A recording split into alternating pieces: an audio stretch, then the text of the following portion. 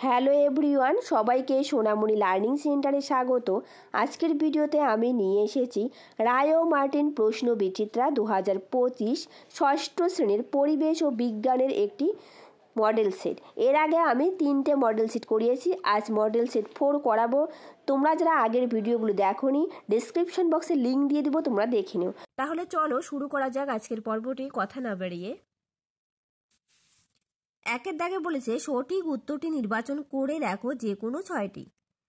একের দাগ, একের এক, প্রদত্ত কোনটি একটি অপর্যাবৃত্ত ঘটনা? সঠিক উত্তরটি হবে অপশন বি, সুনামি। সুনামি একটি অপর্যাবৃত্ত ঘটনা। পরের প্রশ্ন 2-এর দাগ, একটি রাসায়নিক সার হলো, সঠিক উত্তরটি হবে ডিএপি। ডিএপি একটি রাসায়নিক সার।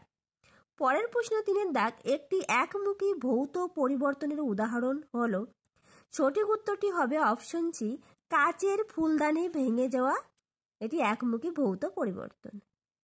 পরের প্রশ্ন 4-এর দাগ, কার্বন টেট্রাক্লোরাইডের রাসায়নিক সংকেত হলো, সঠিক উত্তর হবে অপশন সি, CCl4।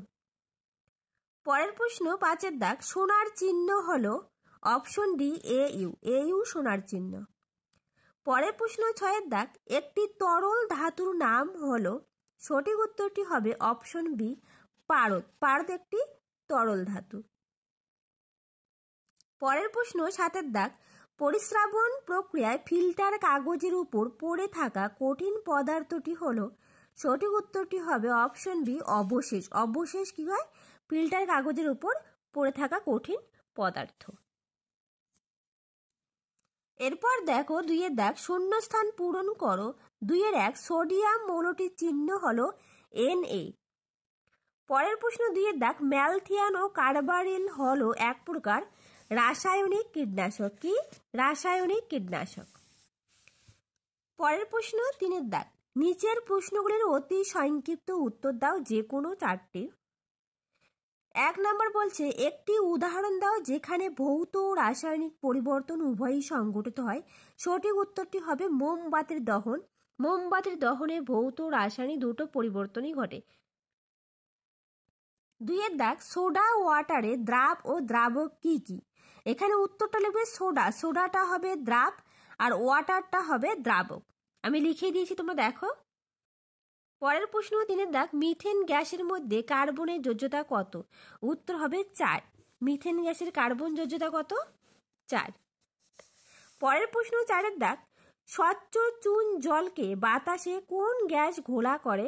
উত্তর হবে CO2 অর্থাৎ কার্বন ডাই অক্সাইড। তোমরা লিখে রাখো কার্বন ডাই অক্সাইড। পরের প্রশ্ন 5-এর দাগ, সংকেত লেখো। Hydrogen sulphide. হাইড্রোজেন সালফাইডের সংকেত H2S। অ্যামোনিয়া। অ্যামোনিয়ার সংকেত NH3। পরের প্রশ্ন 6-এর দাগ, পরমাণু কাকে বলে? চলো এই উত্তরটা দেখে নেওয়া যাক। দেখো, পরমাণু মৌলিক পদার্থের যে ক্ষুদ্রতম কণার মধ্যে মৌলটির সমস্ত ধর্ম উপস্থিত থাকে এবং যা রাসায়নিক বিক্রিয়ায় অংশগ্রহণ করে তাকে পরমাণু বলে। পরের প্রশ্ন 4-এর দাগ, নিচের প্রশ্নগুলি সংক্ষিপ্ত উত্তর দাও যে কোনো 4টি। 1, ম্যাগনেসিয়াম ধাতুর তৈরি একটি ফিতাকে আগুন জ্বালালে কি ঘটবে লেখো এবং এটি কি ধরনের পরিবর্তন? উত্তর, ম্যাগনেসিয়াম তারকে জ্বালালে ম্যাগনেসিয়াম ও অক্সিজেনের সঙ্গে রাসায়নিক বিক্রিয়া করে ও তারটি উজ্জ্বল শিখায় জ্বলতে থাকে এবং নতুন ধর্মবিশিষ্ট সাদা বর্ণের ম্যাগনেসিয়াম অক্সাইডের ছাই উৎপন্ন হয়। এটি রাসায়নিক পরিবর্তন। কারণটা একটু লিখে দিবে। উৎপন্ন সাদা গুঁড়ো পদার্থের ওজন পুড়ে যাওয়া ম্যাগনেসিয়াম তারের ওজনের চেয়ে বেশি হয়। 2, উৎপন্ন পদার্থ থেকে কোনোভাবে আর ম্যাগনেসিয়াম ধাতুকে ফিরে পাওয়া যায় না। এটি একটি স্থায়ী পরিবর্তন। এই দুটো কারণ লিখলেই হবে। ঠিক আছে, চলো পরের প্রশ্ন। 2, রেল লাইনের জোরে অল্প ফাঁক থাকে কেন? চলো উত্তরটা দেখে নেওয়া যাক। উত্তর, গ্রীষ্মকালে অতিরিক্ত গরমে এবং রেল চলাচলের ফলে লাইনের লোহার প্রসারণ ঘটে, ফলে রেল লাইন বেঁকে যেতে পারে। এতে রেল দুর্ঘটনার সম্ভাবনা থাকে। এই দুর্ঘটনা এড়ানোর জন্য রেল লাইনে ফাঁক রাখা হয়। এইটুকু লিখবে 2 নম্বরের জন্য। চলো পরের প্রশ্ন। 3, ভৌত পরিবর্তন ও রাসায়নিক পরিবর্তনের 3টি পার্থক্য লেখো। চলো এই উত্তরটাও দেখে নেওয়া যাক। ভৌত পরিবর্তন ও রাসায়নিক পরিবর্তনের পার্থক্য দেখো, এ নাম্বার দেওয়া আছে। এই পরিবর্তনে পদার্থে শুধুমাত্র বাহ্যিক অবস্থার পরিবর্তন হয়, নতুন ধর্মবিশিষ্ট কোনো পদার্থ উৎপন্ন হয় না। রাসায়নিক পরিবর্তনের ক্ষেত্রে এই পরিবর্তনে পদার্থের অণুর গঠনের পরিবর্তন ঘটে ও নতুন ধর্মবিশিষ্ট পদার্থের সৃষ্টি হয়। বিতে দেখো কি দেওয়া আছে, ভৌত পরিবর্তন অস্থায়ী, পরিবর্তিত অবস্থা থেকে পদার্থটিকে আগের অবস্থায় ফিরিয়ে আনা যায়। রাসায়নিক পরিবর্তন স্থায়ী, উৎপন্ন পদার্থটিকে কোনোভাবেই পূর্বের অবস্থায় ফিরিয়ে আনা যায় না। সি, অনুঘটকের প্রয়োজন হয় না ভৌত পরিবর্তনে, কিন্তু রাসায়নিক পরিবর্তনে অনুঘটকের প্রয়োজন হয়। তোমরা প্রত্যেকেই নোট ডাউন করে রাখো। 4 দাগ, কোন কোন বৈশিষ্ট্যের জন্য পারদকে আমরা ধাতু বলতে পারি? উত্তর, দেখো, পারদ তরল হলেও ধাতু কেন? পারদ তরল হলেও ধাতু, 1 নম্বর পয়েন্ট দেওয়া আছে। পারদের ধাতব ঔজ্জ্বল্য আছে, পারদ রূপোর মতো চকচকে। 2, পারদ তাপ তড়িতের পরিবহন করতে পারে, এই জন্য পারদ তরল হলেও ধাতু। ঠিক আছে, তোমরা প্রত্যেকেই খাতায় নোট ডাউন করে রাখবে। যদি ভিডিওটা ভালো লেগে থাকে একটা লাইক, শেয়ার, কমেন্ট করবে। চলো পরের প্রশ্ন। পরের প্রশ্ন 5 দাগ, এ, জলে জীবাণু মারার জন্য কি ব্যবহার করা হয়? উত্তর লিখবে কার্বারিল, ক্লোরিন। এছাড়া জলকে ফুটিয়েও কিন্তু জলের জীবাণু মারা যেতে পারে। তারপর দেখো বি, 2H ও H2 এর মধ্যে পার্থক্য কি? চলো এই উত্তরটা দেখে নেওয়া যাক।